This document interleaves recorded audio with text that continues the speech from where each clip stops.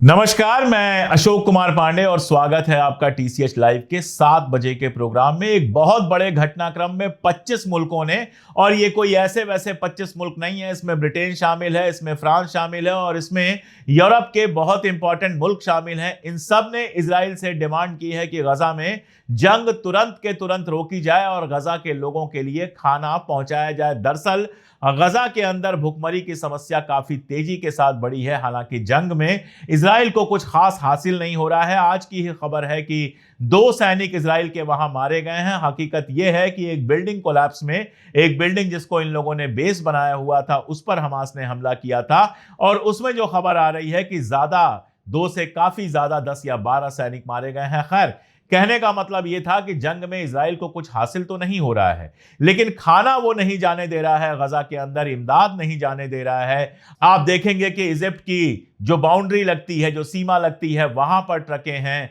UNRWA कह रहा है हमारे पास 3 महीने का खाना है, लेकिन इजराइल जंग में सीधे नहीं जीत पा रहा है तो भूखमरी को अपना हथियार बना रहा है। और कल फ्रांस की जो एजेंसी है एएफपी, उसके पत्रकारों ने वीडियो जारी करके कहा कि अब हमारे लिए यहां से रिपोर्ट करना मुश्किल हो रहा है क्योंकि हमारे पेट में अनाज नहीं है। मिडिल ईस्ट मॉनिटर की माने तो 1/3 गजा में 1/3 से ज्यादा लोग ऐसे हैं जिनको कई दिनों से खाना नहीं मिला है। और लगातार ये बात बाहर आ रही है कि जो लोग खाना लेने के लिए, इमदाद लेने के लिए लाइन लगा रहे हैं, इजराइल के सैनिक उनको सीधे सीधे गोलियों का शिकार बना रहे हैं। इसी वजह से पूरी दुनिया में इजराइल की मजम्मत हो रही है, पूरी दुनिया में इजराइल की बदनामी हो रही है। बेल्जियम के राजा ने कल कहा था कि इजराइल में जो कुछ हो रहा है वो ह्यूमैनिटी के, मानवता के चेहरे पर धब्बा है। पोप का बयान आया था और उसके बाद 25 मुल्कों ने यह डिमांड की है कि यह जंग तुरंत रोक दी जाए। लेकिन बड़ी खबर यह है कि इजराइल ने तुरंत इस सारी डिमांड को रिजेक्ट कर दिया, कहा हम इस डिमांड को नहीं मानेंगे।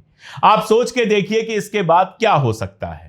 हालांकि इन मुल्कों का अभी तक का जो इतिहास रहा है उसमें लगता नहीं है कोई बड़ा स्टेप होगा, लेकिन अब चीजें जिस तरफ से जा रही हैं, इजराइल के लिए मुश्किल भी खड़ी हो सकती है। एक तो ट्रंप लगातार जो बयान दे रहे हैं, इस बार ट्रंप के यहां से बयान यह आया है कि इमदाद के लिए लाइन में लगे हुए लोगों को गोली से मरता देखना ट्रंप को बिल्कुल पसंद नहीं आ रहा है। ट्रंप उसको लेकर बहुत नाराज हैं। यानी कि ट्रंप शायद प्रेशर बना रहे हैं इजराइल के ऊपर कि जल्दी से जल्दी ये जंग रोकी जाए। यहां मैं ये बता दूं कि सीरिया पर जब हमला किया था इजराइल ने, तब भी ट्रंप के यहां से ही ये बयान आया था कि अमेरिका बिल्कुल इस बात से नाराज है। मैड मैन, पागल आदमी कहा गया था नेतन्याहू को। इस बात से नाराज था अमेरिका की इस मुल्क पर, कभी उस मुल्क पर लगातार इजराइल हमला कर रहा है। और उसके बाद आप देखते हैं कि सीरिया पर फिलहाल हमला बंद हो गया है। आज एक और खबर आईडीएफ के जो चीफ हैं उनकी आई है। उनका एक बयान छपा है टाइम्स ऑफ इजराइल में, जिसमें वो कह रहे हैं कि हमारी सैनिकों को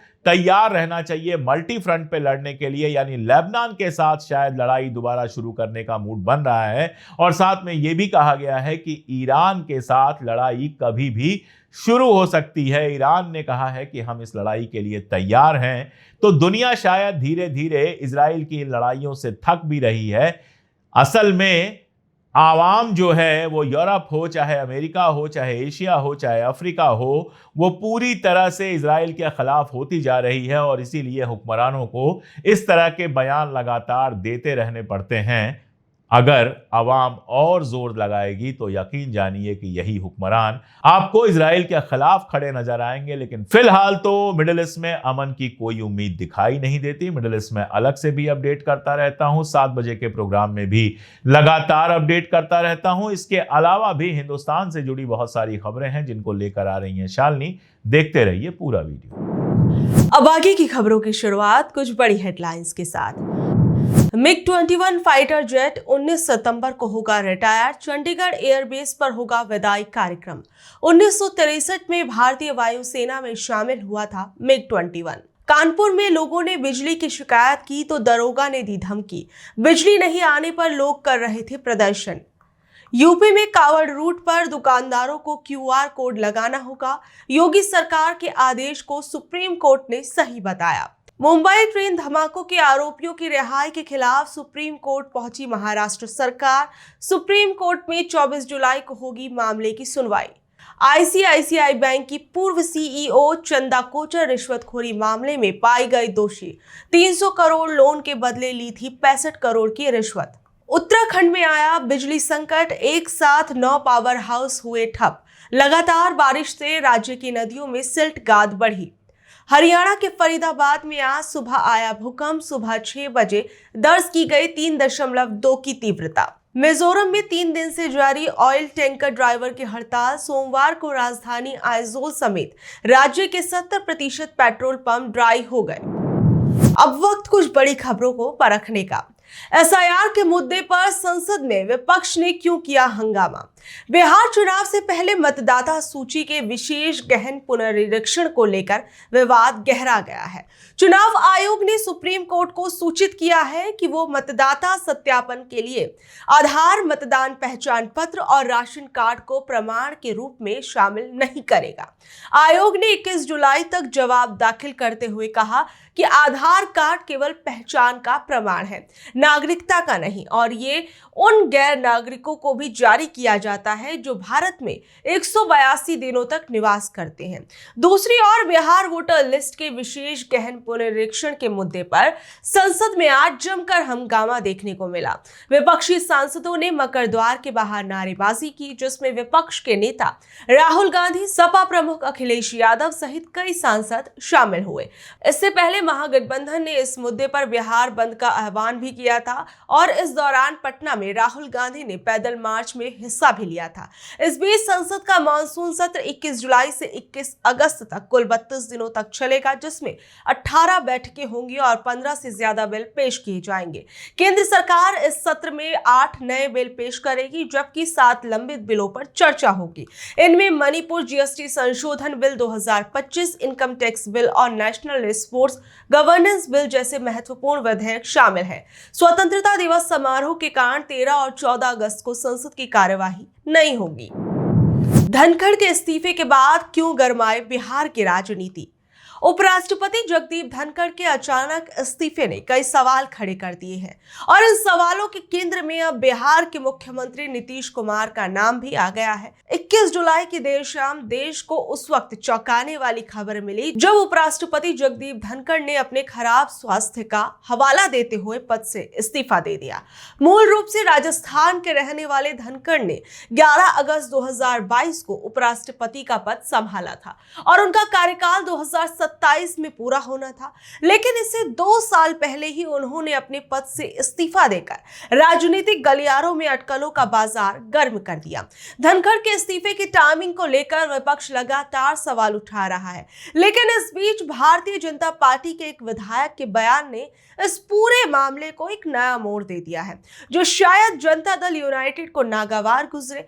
उन्होंने कहा कि नीतीश अगर देश के उपराष्ट्रपति बन जाएं तो ये बिहार के लिए सौभाग्य की बात होगी।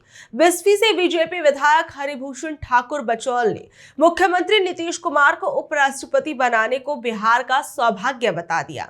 उन्होंने कहा कि नीतीश कुमार पिछले 20 साल से बिहार की सेवा कर रहे हैं और उनके पास राजनीति का लंबा अनुभव है। बचौल ने आगे कहा कि नीतीश कुमार संसदीय परंपराओं का निर्वहन सबसे बेहतर तरीके से करेंगे और देश के सांसदों को उनके अनुभव का लाभ मिल सकेगा। बचौल का ये बयान ऐसे समय पर आया है जब राज्य में चुनावी सरगर्मियां तेज हो गई हैं और विपक्षी दलों ने कई बार सवाल उठाए हैं कि एनडीए की ओर से मुख्यमंत्री पद के उम्मीदवार के लिए नीतीश कुमार के नाम की घोषणा क्यों नहीं की गई है। वहीं आरजेडी और जनसुराज जैसे दलों ने तो यहां तक इशारा किया है कि नीतीश की खराब सेहत के कारण बीजेपी उन पर बहुत बड़ा रिस्क नहीं लेना चाह रही है। ऐसे में बचौल के इस बयान ने इस चर्चा को और तेज कर दिया है कि अब क्या भाजपा नीतीश कुमार को बिहार की राजनीति से साइडलाइन लगाना चाहती है। क्या ये बयान बीजेपी की रणनीति का हिस्सा है या फिर एक व्यक्तिगत राय है? जगदीप धनखड़ के इस्तीफे के पीछे की असली वजह भी अभी साफ नहीं हो पाई है, लेकिन इसने बिहार के राजनीति में एक नई बहस छेड़ दी है। वहीं क्या नीतीश कुमार को केंद्र की राजनीति में ले जाकर बिहार में बीजेपी अपनी पकड़ मजबूत करना चाहती है या फिर ये सिर्फ एक अटकलबाजी है? अब आने वाले समय में ही ये साफ हो पाएगा कि इस पूरे सियासी घटनाक्रम का ओट किस करवट बैठेगा। क्यों गुस्से में लाल पीले हुए बीजेपी विधायक? योगी सरकार में अधिकारियों की मनमानी और रिश्वतखोरी की पोल अब उनके ही विधायक खोल रहे हैं और वो भी सरेआम। दरअसल सहारनपुर में बिजली विभाग के अधिकारियों की मनमानी और रिश्वतखोरी पर बीजेपी विधायक राजीव गुंबर का गुस्सा 7वें आसमान पर पहुंच गया। विधायक ने अधिकारियों को जमकर फटकार लगाई और सार्वजनिक रूप से उन्हें शर्म करने के लिए कहा। विधायक ने अधिकारियों पर आरोप लगाया कि वो सड़क पर गलत तरीके से लगाए गए बिजली के खंभों को हटाने के लिए जनता से पैसे मांग रहे हैं और ये बताते हुए वो गुस्से से लाल पीले हो गए और कहा कि अगर बिना पैसे काम नहीं होता तो ये लो मेरे 50,000 रुपए। मामला तब गरमाया जब सर्किट हाउस में जनपद के विकास कार्यों पर चर्चा के लिए एक बैठक आयोजित हुई। इस बैठक में सहारनपुर ऊर्जा विभाग के अधिकारी भी मौजूद थे। विधायक राजीव गुंबर को जानकारी मिली कि बिजली विभाग बिना पैसे लिए कोई काम नहीं करता। जनहित के प्रस्ताव पर काम न होने को लेकर विधायक ने अपनी नाराजगी व्यक्त की।